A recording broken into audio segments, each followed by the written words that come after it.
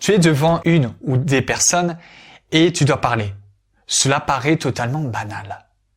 Mais pour certaines personnes, c'est ressenti comme un véritable cauchemar. Quand par exemple, on peut rougir comme une tomate. Très facilement. Je vais te donner 3 conseils pour gérer cela et faire disparaître ce qui s'appelle la peur de rougir. La peur de rougir qui a un nom aussi, l'éreuthophobie. Bonjour tout le monde, j'espère que tu vas bien. Moi je vais super bien. Si tu me connais pas, je suis un ancien très grand timide et je suis là sur cette chaîne pour t'apprendre à vaincre ton extrême timidité. Et à la fin de cette vidéo, tu auras, si tu le souhaites, une surprise. Aujourd'hui, on va pas parler de timidité, on va parler d'autre chose. Et je suis pas en train de dire que j'avais cette peur de rougir parce que dans pratiquement toutes mes vidéos, j'avais ce que je traite dans mes vidéos. Je te le dis en général. Là, par exemple, je te le dis, cette peur de rougir, je ne l'avais pas. Les conseils que je vais te donner, c'est les conseils des personnes qui ont pu vaincre cette peur. Le premier conseil que je peux te donner, le rougissement excessif que tu as devant les personnes, les relations sociales, etc. C'est le fait que le corps, déjà de base, il essaye de montrer les émotions qu'il ressent. Tu ressens peut-être de la peur face à cette personne et en plus de cela, ça se rajoute la peur de rougir. Ça veut dire que par exemple, tu ressens un malaise devant cette personne et d'un coup, tu vas commencer à percevoir le rougissement et tu vas avoir peur que cette personne le voie. Et comme tu vas avoir peur que cette personne le voie, ça va s'empirer et ça va s'empirer et tu auras tendance peut-être à devenir rouge comme une tomate. Ceux qui ont vaincu cela, c'est parce que ils ont tout bonnement déjà en premier lieu, accepter le rougissement. Ça veut dire qu'il faut se dire que c'est tout à fait normal de rougir. La plupart des gens ont tendance des fois à rougir, sauf que c'est souvent peu visible. Tu as peut-être été face à quelqu'un qui rougissait, mais tu l'as même pas remarqué parce que tu as peut-être pensé que la personne avait un peu chaud, n'importe quoi, mais on a tous fait face à des personnes qui rougissaient sans forcément s'en rendre compte. Souvent, le problème, c'est que quand on n'accepte pas nos peurs, quand on n'accepte pas nos émotions, ce qui fait que le corps a tendance à réagir d'une manière un peu bizarre. Et quand je dis bizarre, c'est du sens où il va te faire des symptômes physiques. Tu vas ressentir peut-être des douleurs, etc. Là, pour le coup, c'est le rougissement. Quand le cerveau focalise sur quelque chose, c'est comme une loupe, ça s'agrandit, ça s'amplifie. Le deuxième conseil que je peux te donner, c'est la respiration. Ensuite, tu vas essayer, par exemple, au moment où tu vas rougir, de mettre légèrement ta main discrètement sur ton estomac. Alors bon, on voit pas, mais juste sur ton estomac. Tu mets ta main sur ton estomac et là, tu le fais légèrement gonfler. Tu essaies de te concentrer sur l'estomac et de respirer à l'intérieur de ton estomac.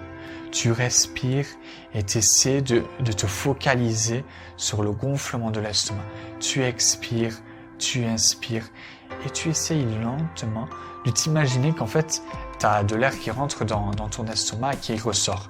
Et tu te focalises sur le mouvement de ton estomac, un peu comme une vague d'eau qui part et qui revient.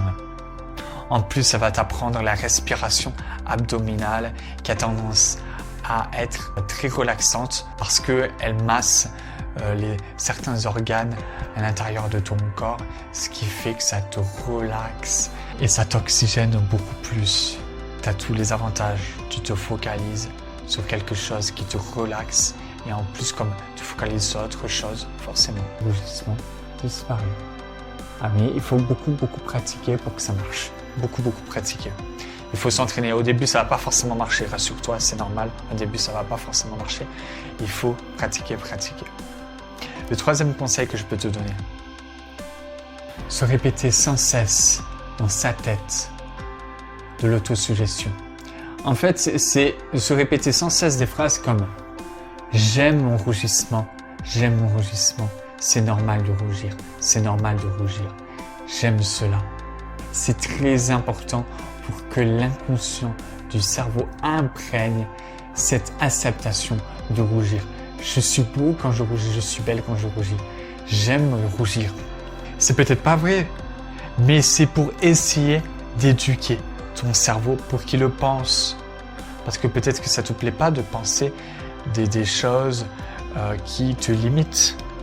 Je pense que tu veux être à l'aise avec les gens, leur parler, avoir confiance, etc. Alors mélange un peu toutes ces phrases. L'important c'est bien de mélanger toutes ces phrases. Des phrases sur le rougissement, j'aime rougir. Des phrases sur ton physique, je suis beau quand je rougis. Et des phrases sur la relaxation, je suis relaxé quand je rougis. Et des phrases sur la respiration pour t'aider à mieux respirer. Je respire facilement et avec facilité quand je rougis. Quand je rougis, je respire. Quand je rougis, je respire. À partir de 3 semaines de travail tous les jours, tu verras, ça marche. Je ferai peut-être d'autres vidéos pour te donner d'autres conseils à ce sujet-là. En attendant, tu peux t'abonner à ma chaîne YouTube si tu veux voir par exemple d'autres vidéos de ce type. J'espère que cette vidéo t'a plu et parle-moi de ton parcours avec cette peur, si tu l'as vaincu, si tu l'as accepté. Si tu souhaites, tout à l'heure je parlais de surprise, si tu me connaissais pas, c'est parce que si tu souhaites t'aider à vaincre ton trac et à gérer ton trac au quotidien, tu cliques sur le lien qui est dans la description. Ça s'appelle Zéro Trac, la méthode du bénéfice, la méthode de la compréhension et des hacks et des astuces pour gérer ton trac au quotidien. Célèbre ce que tu es. Célèbre ce que tu es. Célèbre ce que tu es. Ciao.